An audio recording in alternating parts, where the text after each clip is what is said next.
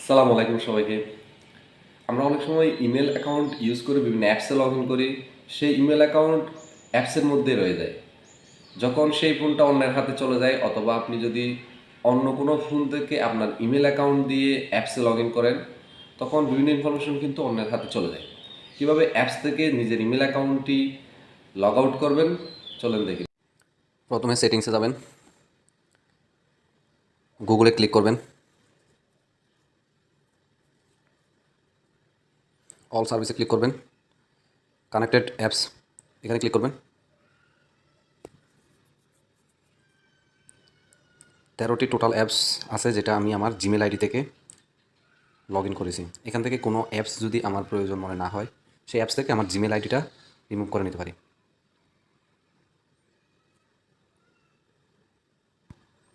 আমি টিকটকে ক্লিক করলাম, সি ডিটেলসে ক্লিক করবেন, stop using sign in with Google এখানে ক্লিক করবেন। কনফার্ম করলে আপনার কাঙ্ক্ষিত অ্যাপস থেকে আপনার জিমেল আইডিটা রিমুভ হয়ে যাবে।